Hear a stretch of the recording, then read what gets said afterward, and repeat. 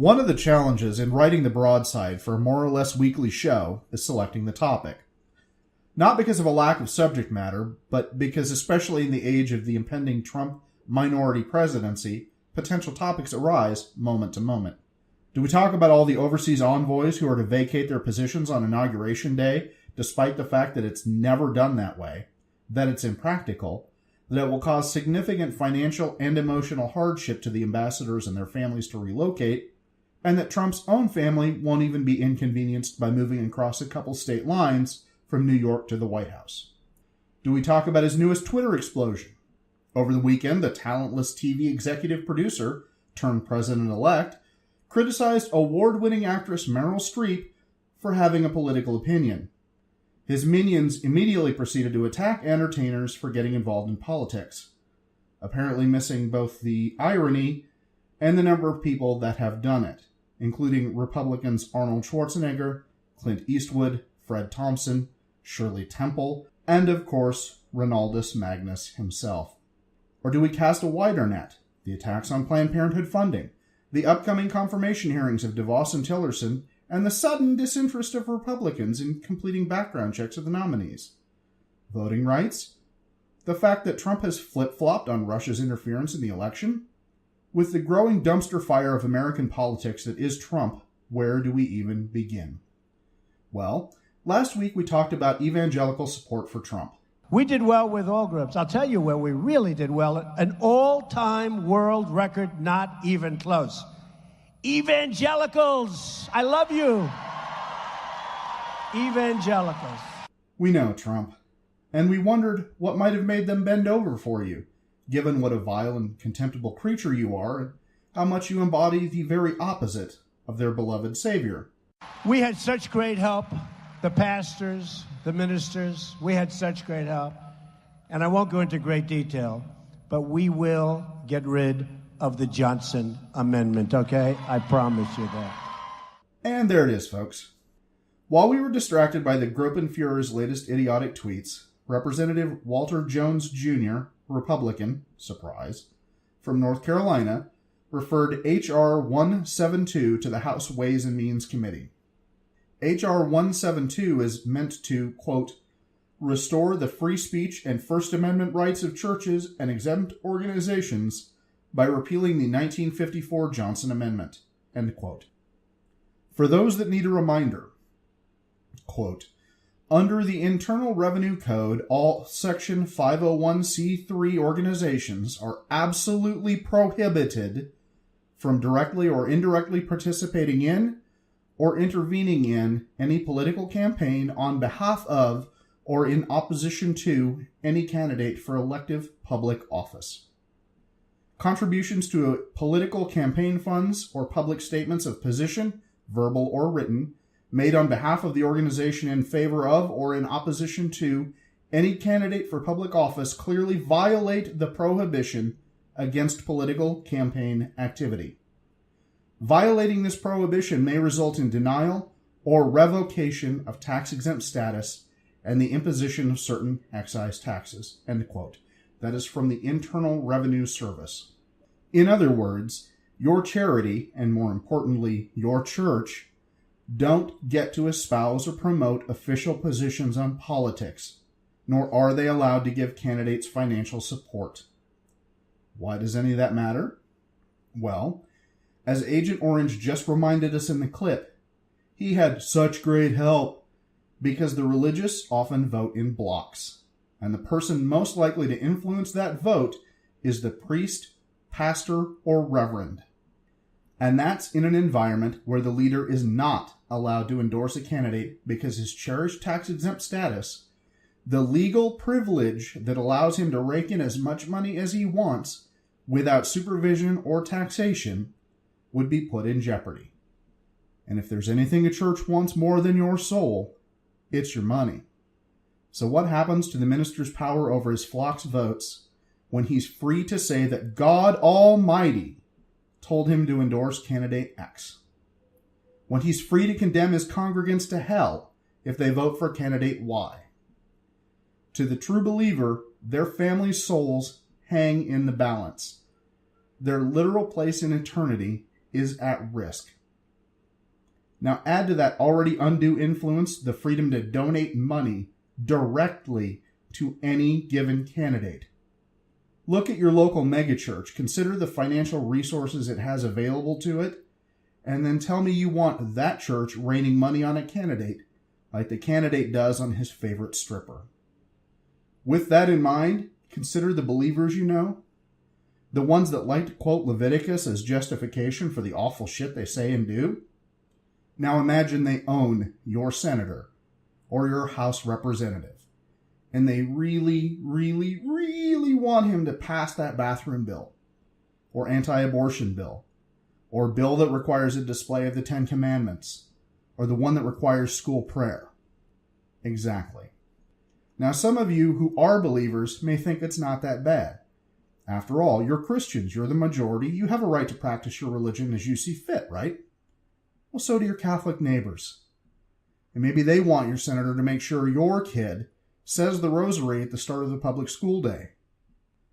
Maybe the Mormons down the street with the multi-million-dollar temple next to your little wooden church decide to throw some money at your local representative to see what can be done about those Gentiles. And let's be honest, you'd be terrified to find out the local mosque was giving more money to your pet politicians than you were, right? Well, that's what it's like for rational people when we hear that Trump plans on repealing the Johnson Amendment, that one of his plans to make America great again, trademark, is to make it easier to bribe politicians. So to reiterate the question from my previous broadside, was that what you voted for? Because that's what you're going to get. Now, if that's not what you had in mind, here's what you need to do. You need to go to congress.gov. Don't worry about writing down a link. It'll be in the show notes. Take a look at the bill. At present, there's nothing much there, aside from a description, but there's a progress tracker. Every few days, take a look at that bill, monitor its progress. If you did your homework assignment from a few weeks back, you know who your representatives in the House are. Contact them immediately to let them know you oppose the bill, especially if your representative is part of Ways and Means.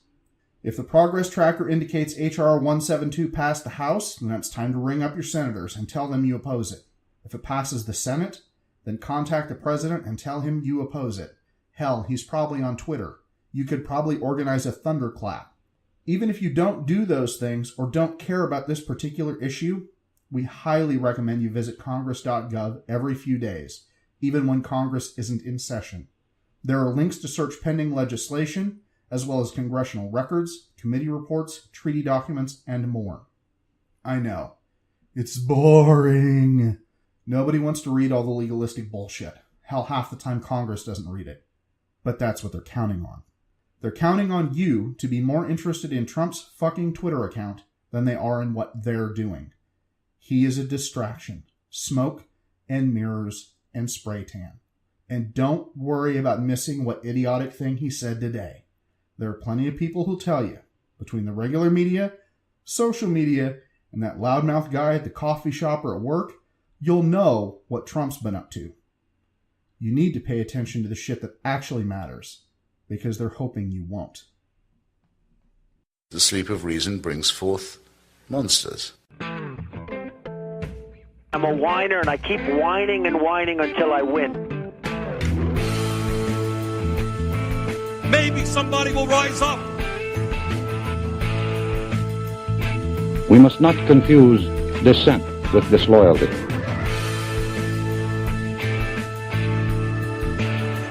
Welcome to Swing State, an aggressive, progressive, critical, and political podcast from the middle of the Midwest. I'm Lewayne. I'm AJ. This is episode 4. Hello, everybody. Welcome back. It's nice to have you with us here today. To start with, we're going to give you a little story. It has to do with this issue of voter identification laws, or what Lewayne and I like to call voter suppression laws, because that's a more apt description for them. Just to give you a little bit of context, I'm going to read you an excerpt from a Huffington Post article from January the 5th of this year. Happy 2017, everybody. Iowa's Secretary of State is calling for voter ID requirements despite any evidence that voter fraud is a problem in Iowa or across the country. Secretary of State Paul Pate, a Republican, go figure, said in a speech Thursday that all Iowa voters should be required to show identification when they vote. He also wants to implement a new deadline to return voter registration forms and absentee ballots to elected officials. Kevin Hall, a Pate spokesman, did not immediately respond when asked whether this would shorten the absentee voting period in the state. We have a new Republican regime, as it were, and immediately we are already facing what I'm not at all surprised by this. If you've been following local Republican elections and their sort of state-by-state strategies, Republicans, because of their demographic challenges, to give you a little more context, they are an aging, primarily white party. They are held up by the religious right, by the corporate interests. They know this. This is not a secret to them. This is not something that, they're like, oh, holy shit, why didn't somebody tell us? They have done an abysmal job of wooing minority voters or poorer voters for many, many years now. And so when your power is now being threatened by the slow decline of your voting bloc, just in terms of overall numbers, while the opposing side continues to grow because it's a coalition party, you have to come up with a strategy. Now, normally, people would attempt to maybe change a few of the ideas of their party. They might let go of ideas that are unpopular, or they might get some new ones or some new policies, something like that, maybe a little creativity. Well, Republicans don't really work like that. What they would instead like to do is institute these voter identification laws, which they're functionally useless. They do not really prevent voter fraud, and nor is that their intent. We want to be very, very clear with you on that. Whatever you hear these people say in public, the intent of these laws has absolutely nothing to do with protecting the sanctity of the ballot box. You said that was Pate, right? The Secretary of State that was now pushing for the voter ID, right? Yes. Okay. Wasn't he the same guy who, when Trump was talking about voter fraud, that basically threw a hissy fit and said Iowa's election process was clean? Yeah, he is. He's actually quoted also as saying we do not have high instances of voter fraud here. There's no evidence at all to substantiate that. Well, there was at least one case of voter fraud, which... We've mentioned this one in the past couple of weeks. A, they were voting for Trump, and B, they got caught. So the fraud was found out immediately. Why? Well, basic record comparison, not that hard. It's fairly clear that even Pate himself, I don't think, really believes that voter fraud is an issue. In fact, he's said as much, that it isn't. The only reason I can imagine that he's even pushing this is because he's expected to by what AJ has referred to as the new regime. The banana Republican regime. The thing is, forcing someone to have a specific sort of identification essentially is a poll tax. It is a fee that you have to pay for the right that you have to vote. And that is unconstitutional. Understand that. It is unconstitutional. Yes, because of the 24th Amendment to the Constitution. It's easy for a lot of us to say, well, who the hell doesn't have an ID? I mean, people drive everywhere. You have to have an ID to do a variety of things. The thing is, a lot of people just don't have a driver's license, which is pretty much the only official state ID that's available to you. About 20 million Americans do not, in fact, have a government-issued photo ID. And why? Well, maybe they don't drive. I mean, that's the fairly obvious one. Why don't they drive? Odds are they're either disabled or they're poor. And that's part of the problem right there. They're poor, you're going to charge them essentially to vote. Even if you're somebody who wants to go get that official ID, you're willing to pay that price in order to have the right to vote. This is Iowa. If you don't have a ride, you're not getting anywhere that can get you that ID. Most of the state is rural. There's no bus line that's going to give you a ride. You're going to pay for a cab in order to get to the county seat where you can get an ID? No, you're not, and you can't. Putting aside some of the more practical aspects to this, and just speaking more generally about the voter suppression laws, the problem with them is they don't actually solve a problem. There is no problem with voter fraud in the United States on a mass systemic level. We don't have any evidence of elections being swung by this in the modern era, certainly not at the national level, where millions and millions of votes are tabulated. The idea that somebody is going to show up, or 5 people, or 10 people, or 50 people. How many millions of people was it in California, according to Trump? 3 million people. 3 million people somehow were able to do that. In order to commit voter fraud at the scale necessary to matter in an election, you'd have to have institutional assistance We're talking about Tammany Hall shit. Simply showing up at the polls pretending to be somebody that you're not is not going to accomplish this. Voter identification laws only prevent one kind of voter fraud, and it's the least effective form of all the potential kinds of fraud. That's why we're up on our horse about this issue. That's why this is a hill to die on. It's because the Republicans also know that. It does not solve a problem, unless, of course, your problem is you have too many people voting and you want to put an impediment in their way to get those numbers down. In other states where we've had these kinds of laws implemented, we have officials on tape saying exactly that kind of thing. Usually the targets of these voter ID legislations are ultimately poor and minority people. That's part of the reason a lot of people don't give a shit.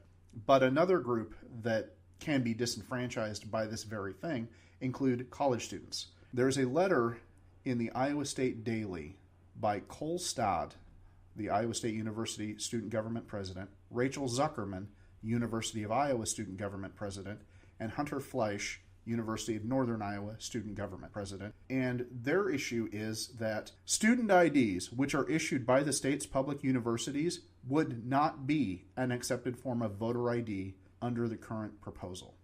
Now, I don't know if you've ever been a college student, especially one that's had to relocate, but it's already inconvenient as hell to get registered to vote because there are so many issues with where your address is, what your proper address is, who you are.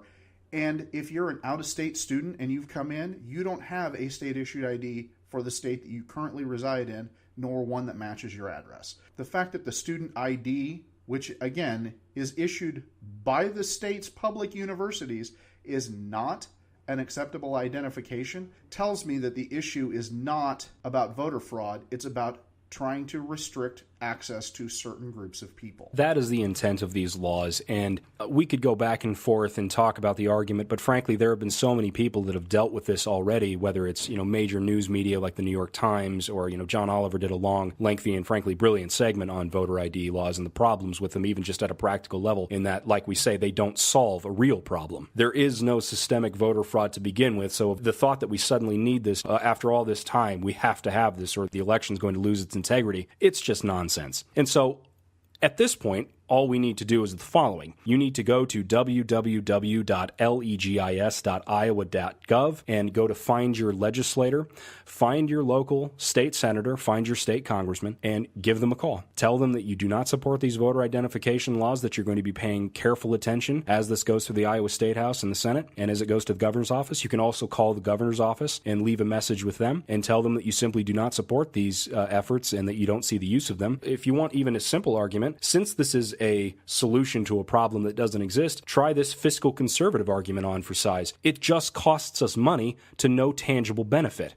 That could be your only reason. You don't even have to have a soaring piece of rhetoric for your state senator. Just let them know that you don't want your money wasted on this crap, and it's possible that they'll listen. On a maybe less serious note, earlier in the broadside, I referenced Donald Trump's response to Meryl Streep's Cecil B. DeMille Award speech, the Lifetime Achievement Award that she received at the Golden Globes. Apparently, a lot of conservatives didn't care for her message. Triggered. Yeah, that's sort of weird that that was a thing, because it caused blood pressure to soar all over the place.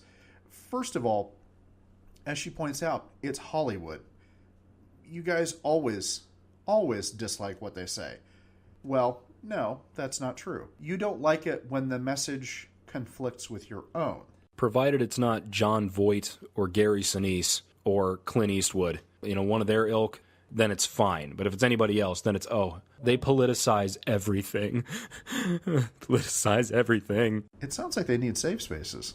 Safe space. Actually, I thought about that. When there was a recent uproar, again, about the concept of safe spaces, that conservatives were offended by these poor college students' needs and criticizing them for the safe spaces where they could go and say the things they want and be the people they want without criticism. And I thought, conservatives also have safe spaces. They call them country clubs or Klan meetings. The place you get to go say whatever shit you want to say and don't have to worry about anybody else criticizing you.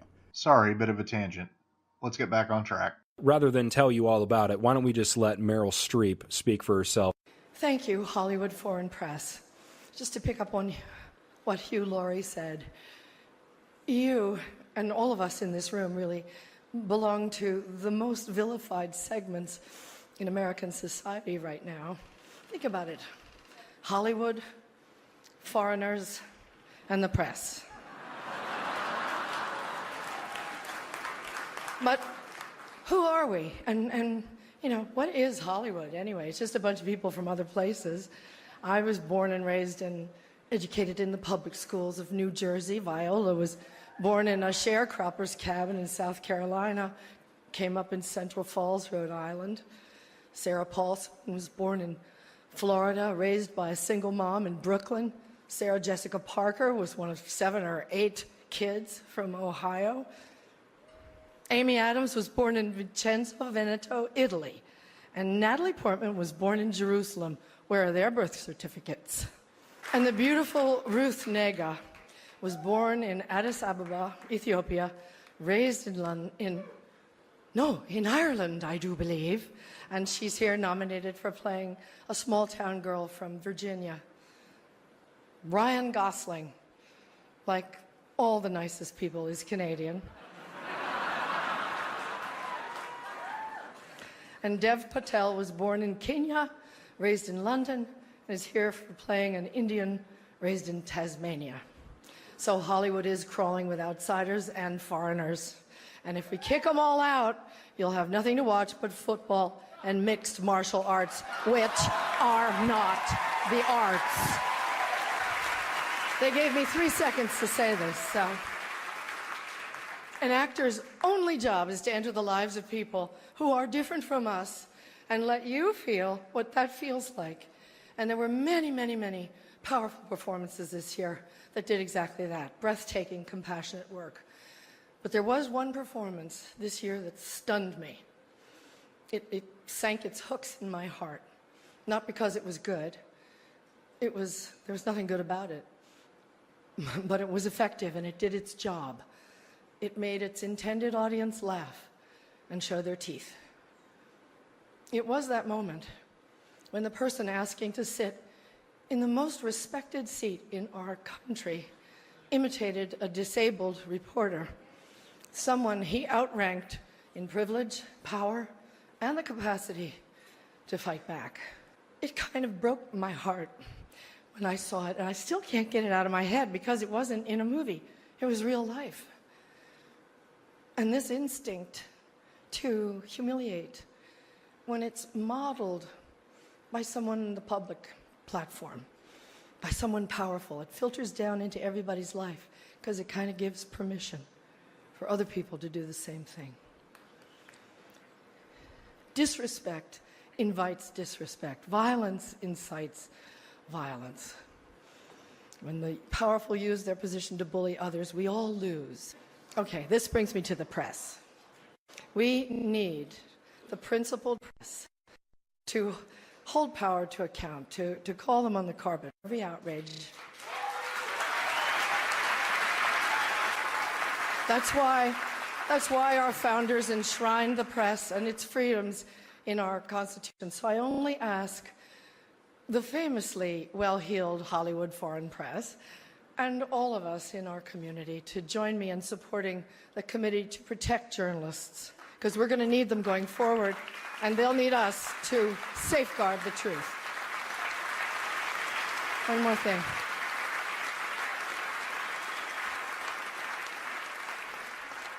Once, when I was standing on the set one day, whining about something, we were going to work through supper or the long hours or whatever, Tommy Lee Jones said to me, "Isn't it such a privilege, Meryl, just to be an actor?"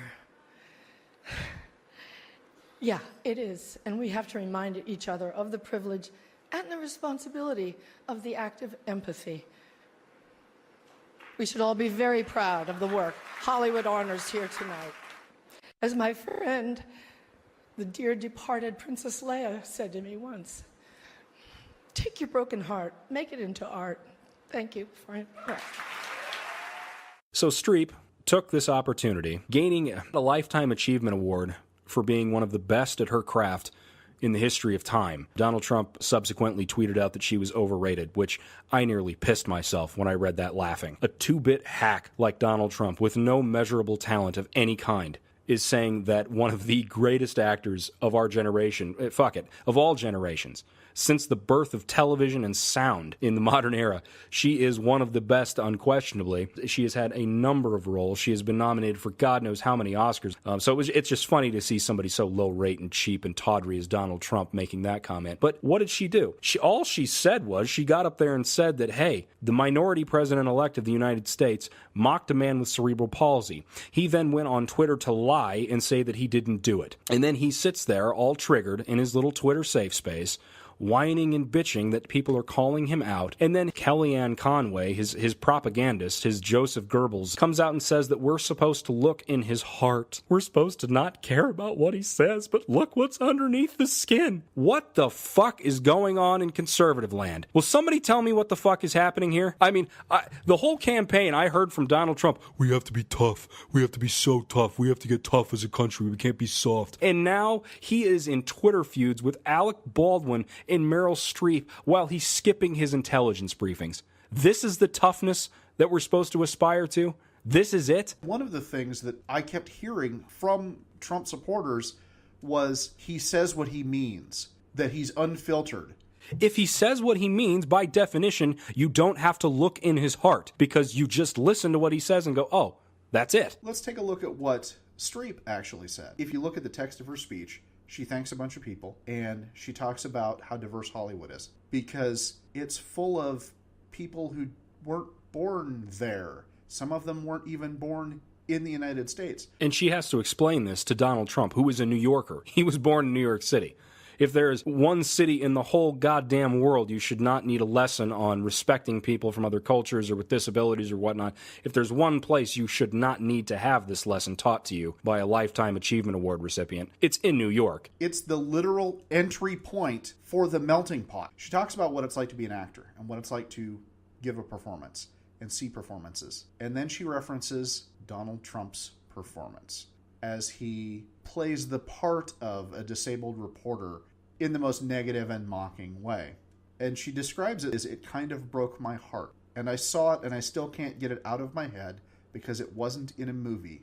It was real life. More than real life. This man was running for president of the United States. He was standing in front of an audience of people. He was standing in front of a bank of cameras which were capturing his every move, and he knew that anything that he did was going to be preserved, was going to be televised, and widely seen. What he doesn't seem to know is that as president, you are expected to hold yourself to a higher standard than you would, say, in a locker room. You're not supposed to be doing things that you would only do in private, in public. This isn't something that was happening in the privacy of his own home. This wasn't happening with his friends or his kids. He wasn't drunk. There's no excuse for it. This wasn't even accidentally a hot mic he didn't know was on. He stood in front of a crowd of people and mocked a man in front of the whole country, and Meryl Streep correctly called him to task in front of the world for enabling other people in our society who have a similar lack of scruples to do the same thing. And Donald Trump, rather than apologize, rather than take it back, rather than try and make some form of amends for his misbehavior, he lies. Rather than even acknowledge that he did it. Again,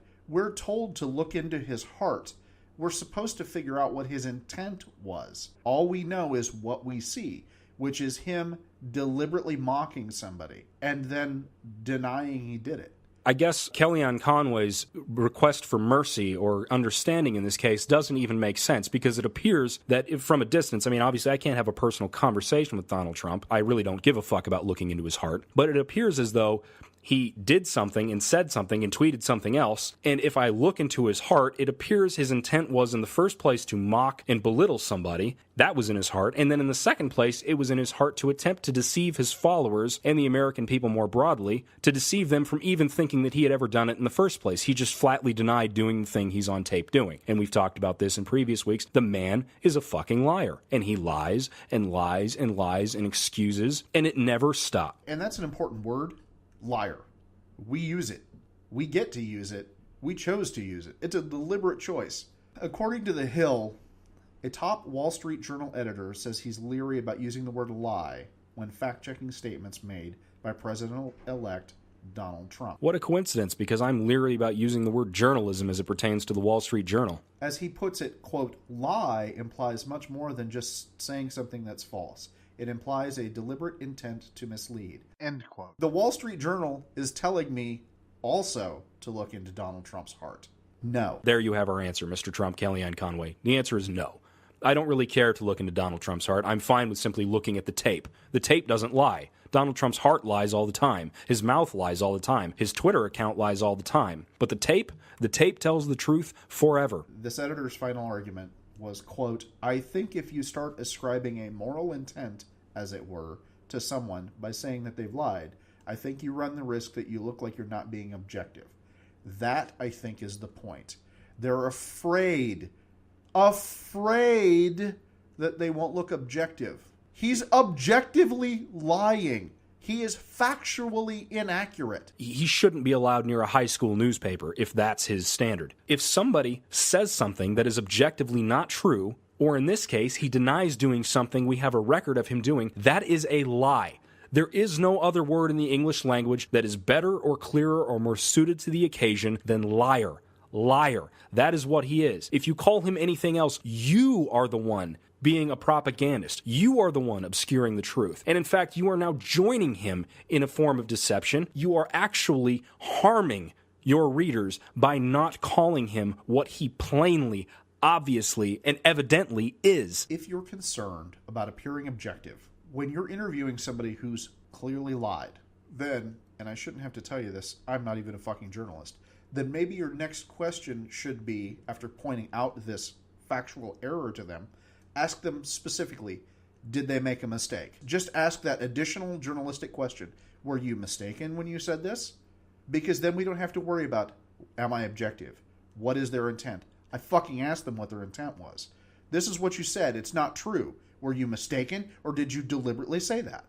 I don't think asking that question shows a lack of objectivity. If anything, you're giving them more of a benefit than they deserve. Absolutely. And you are holding to objectivity. They have objectively denied something that they did and that you have proof that they did or said. It is not outside journalistic ethics to hold people to account for their misstatements. And just speaking more broadly here, how hard would it be for Donald Trump to fix this situation? All he would have to do is take his chunky ass down to his limo, drive over to the reporter's house and say, you know what, I did something on stage, I wasn't thinking, I'm sorry, it was completely out of line, and furthermore, here is my position on the disabled, blah, blah, blah, blah, blah, blah, blah. It's done. It's over. Why can't Donald Trump do that? Because he's committed to his own unreality, like we've been saying for 3 weeks now. The man simply doesn't give a shit what the truth is, and he will never give a shit what the truth is. And guys, this is small fucking potatoes. Wait until we're having to weigh whether or not to go into war because of this guy, or we're getting involved in some conflict somewhere, or we're arming some rebel group, or we're taking part in some international coalition, and all of a sudden we have to rely on Donald Trump's word to figure out what truth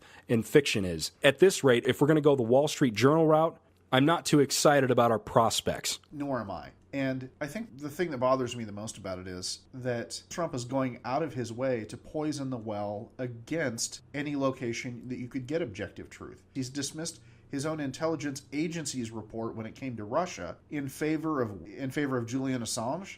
Really? He's poisoning the well because it makes his truth seem viable. To essentially shape his own truth, which is, I think, what we were talking about last time. This is something we're going to be continuously dealing with throughout his presidency. Is anytime something happens, somebody says something, whether it's somebody giving an acceptance speech or whether it's something on a major policy, he is going to attempt to paint the media as the problem, and that you have to look into his heart, believe him, believe his reality, because, of course, he knows it best, even if he doesn't.